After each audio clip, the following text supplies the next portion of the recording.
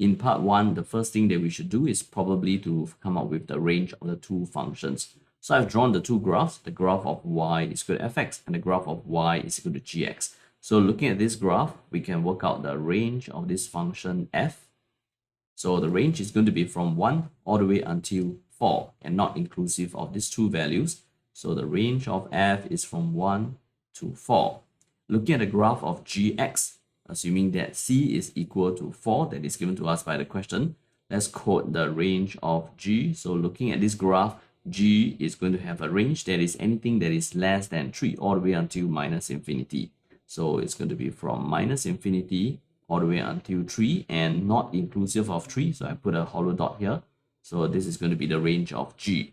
In order for me to work on the existence of the composite function fg, so for fg to exist, first of all, to analyze this, I'm going to make use of the same schematic that I've used in our topic outline. So on Achevas TV, I drew this. So on this, x is first going to go into g, then after that into f. In order for it to exist, we want to make sure that everything that comes out from g, it must be a subset of the domain of f. So we have to discuss about this. What is the range of g? It is from minus infinity all the way until 3 and not inclusive of 3. This is going to be the range of g. What is the domain of f? It is bigger than 0. So the domain of f, this is going to be from 0 all the way until infinity. So I can see that in this range here, I have 3, but this cannot accept 3. So this is not going to be a subset. Therefore, the composite function fg, it will not exist. So it does not exist. Next, I'm going to try to check the composite function gf. So for gf, let me erase this first. So to analyze gf, I'm going to use the same schematic.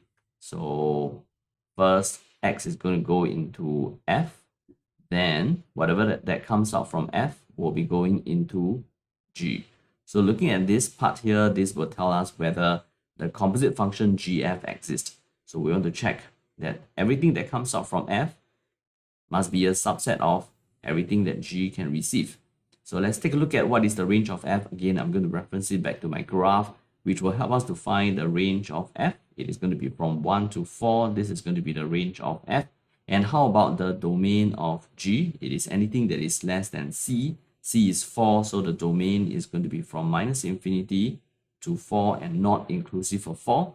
1 to 4 will be able to go into minus infinity to 4. So this is a subset. Therefore, we can say that the composite function gf this time, okay, this composite function exists. And we want to find the range of the composite function that exists, which means that we want to try to find the range of gf.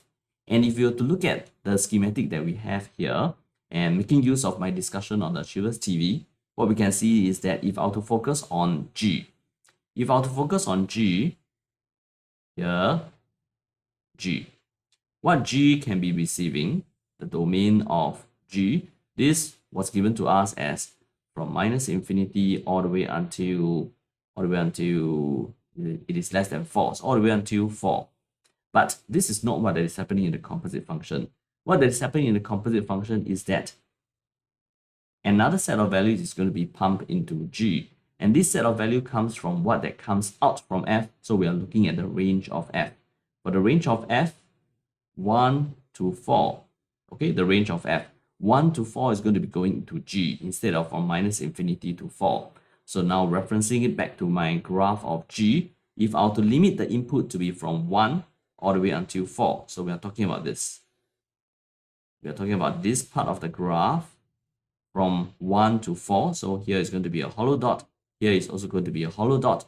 So based on just this graph, we are going to try to read what that is going to be coming out. And what that is coming out from this red color graph that I've just drawn, it will give us the range of the composite function gf. So looking at this, it is going to be going from the lowest point here, which has a y coordinate of -1, all the way until 3. So the range of g is going to be from -1 and inclusive of -1. So I'm going to use a square bracket here, -1 all the way until 3, but not inclusive of 3. In order for G inverse to exist, we want to make sure that the graph of G must pass the horizontal line test. And since x is supposed to be less than c, so we can see that as long as it is going to be less than 1, x coordinate is equal to 1. As long as it is going to be less than 1, the graph will be passing the horizontal line test, anything that is less than 1, which means that the maximum possible c can go will actually be 1. So this will give us the largest possible value of c. Let me write it down here. So the largest value of c is going to be equal to 1. And based on this largest value, we're going to try to come out with G inverse x. So for G inverse x, I'm going to be letting y be equal to Gx, which means that y is going to be equal to this expression here, modulus of x minus 1, x minus 3. But let's not forget that x is supposed to be less than c, which I'm going to be taking the value of 1 to represent c now. So I'm basing this expression on the fact that x must be less than 1. And if x is less than 1, if you were to just press it into your calculator, that means breaking up this graph into two parts. If I were to break this graph into two parts, removing the models will leave me with a plus or minus.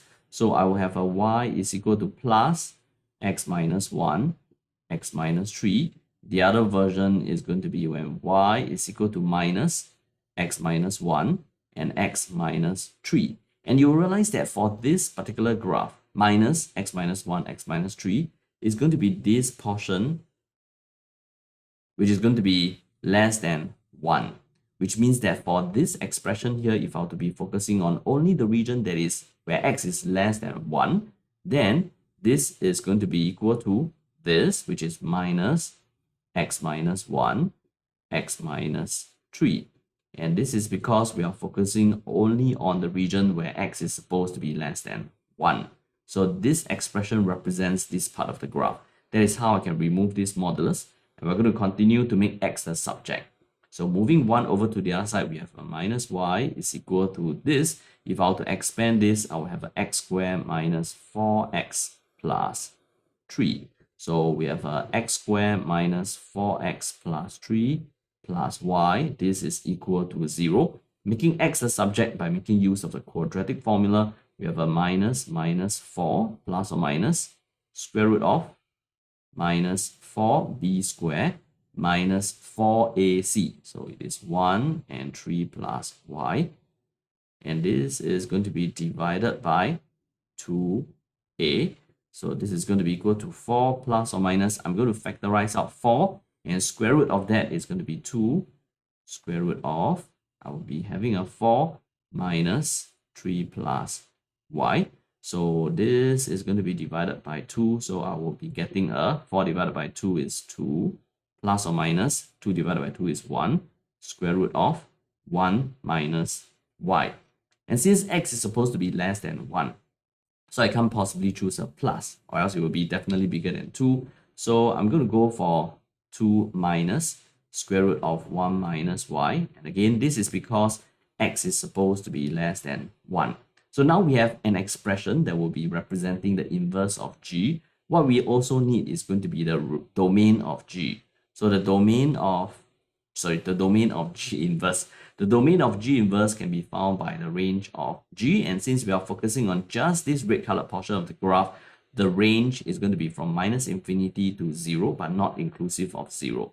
So it's going to be from minus infinity to 0 and not inclusive of that. This will give us the domain of G inverse. So Gx is going to be equal to 2 minus square root of 1 minus x, such that x are real numbers. I'm following the same format as what the question has given us, where x is supposed to be less than 0.